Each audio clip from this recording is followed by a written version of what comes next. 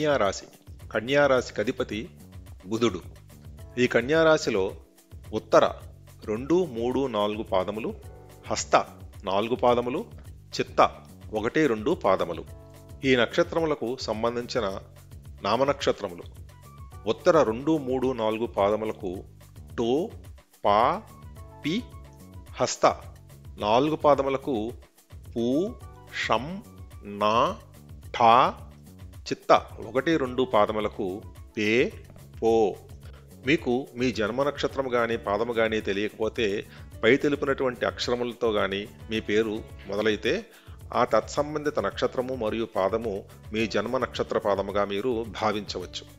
సింహరాశి వారికి ఈ 2025 ఆదాయము 14, వ్యయము 2, రాజపూజ్యము 6, అవమానము 6. కన్యారాశి వారికి గురువు మిథునంలోకి 14 మే 2025లో సంచరించబోతున్నాడు. రాహువు వీరికి కుంభములో 18 మే 2025లో సంచరించబోతున్నాడు.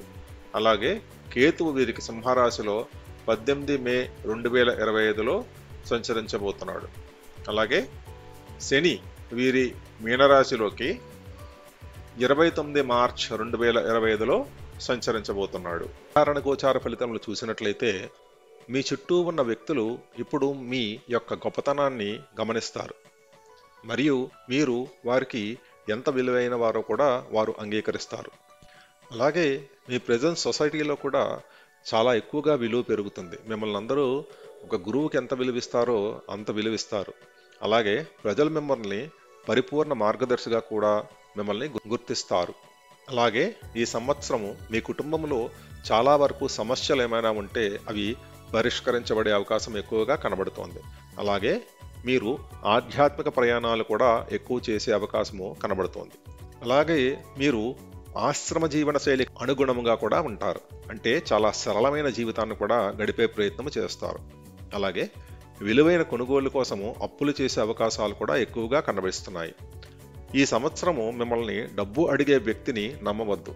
మీరు ఎవరికి డబ్బు ఇస్తే ఆ డబ్బు పోయే అవకాశమే ఎక్కువ కనబడుతోంది. మీరు మీ తండ్రి గారి ఆరోగ్యంపై ఎక్కువ శ్రద్ధ చూపించే సమయం ఇది. అలాగే ఏమైనా పెండింగ్ పనులు ఏమైనా ఉంటే అవి పనిచేయడం ద్వారా ఈ సంవత్సరము మీ ప్రధాన ఎజెండాగా కూడా మీకు ఉంటుంది. వృత్తిపరంగా ఎలాగుంటుందో కూడా చూద్దాం. ఈ ఏడాది వృత్తిపరంగా చాలా లాభదాయకంగా ఉంటుంది. ఎందుకంటే వీరికి కెరీర్లో మంచి గ్రోత్ ఆపర్చునిటీస్ కూడా ఎక్కువగా కనబడుతున్నాయి. అలాగే మీకు ఒక గురువు కానీ లేదా ఎంతో ప్రభావవంతమైన వ్యక్తులతో ఒకరు మీకు పరిచయం ఉంటుంది. వారి ద్వారా మీకు మంచి ఉన్నతి కలుగుతుంది. ఎవరైనా ప్రమోషన్స్ గురించి ఎదురు చూస్తున్నట్టయితే మీకు తప్పకుండా ఈ ఏడాదిలో అది ఫలిస్తుంది.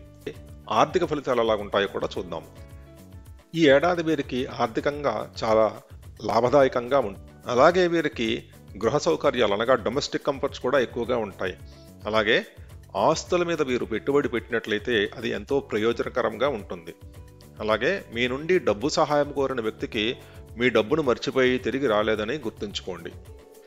అలాగే వీరు ఎవరికైనా డబ్బు రుణపరంగా ఇచ్చినట్లయితే అవి తిరిగి వచ్చే అవకాశములు చాలా తక్కువగా ఉన్నాయి. కాబట్టి మీరు ఎవరికి డబ్బుని రుణముగా ఈ ఏడాది ఇవ్వడము అంత సమంజసము కాదు. వారికి ఆరోగ్య ఫలితాలు ఎలాగున్నాయో కూడా చూద్దాము. వీరికి ఈ ఏడాది జీర్ణ సమస్యలు మరియు కాళ్ళు నొప్పులు సంబంధించినటువంటి సమస్యలు ఎక్కువగా కనిపిస్తున్నాయి.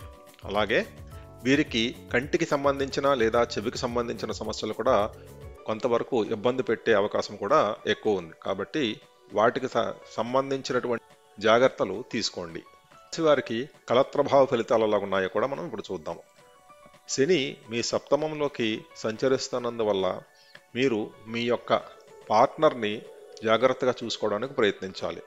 వారితో మీరు ఎటువంటి వాగ్యుద్ధాలకు కూడా దిగే ప్రయత్నము మీరు మీ పార్ట్నర్కి సర్వీస్ చేయడం కానీ అలాగే వారితో ఎంతో ప్రేమానురాగాలతో ఉండడం కానీ ప్రాక్టికల్గా రెస్పాన్సిబుల్గా ఉండడం కానీ చేయడానికి ప్రయత్నించాలి. వారికి పరిహారాల విషయంకి వస్తే మీరు కాకులకు కానీ కుక్కలకు తరచూ ఏదో ఒకటి తినిపించండి. అలాగే రుద్రాష్టకం కూడా పఠించండి. అలాగే రావి చెట్టు మొదటి భాగము మొత్తం శుభ్రం చేసి అందులో కొంత నీరు కూడా పోస్తూ ఉండండి. అలాగే ప్రతి మాస శివరాత్రికి శివాలయంకి వెళ్ళి శివాభిషేకం చేసుకోండి. అలాగే హనుమాన్ చాలీసా కూడా మీరు ప్రతిరోజు కనీసం 3 సార్లైనా పఠించడానికి ప్రయత్నించండి. మా ఈ వీడియో కంటెంట్ కానీ మీకు నచ్చినట్టయితే లైక్ చేయండి, షేర్ చేయండి మరియు సబ్స్క్రైబ్ చేయండి. మా ఛానల్ సపోర్ట్ చేయండి. మా ఈ వీడియో చూసినందుకు అందరికీ థ్యాంక్ యూ. మా ఈ వీడియో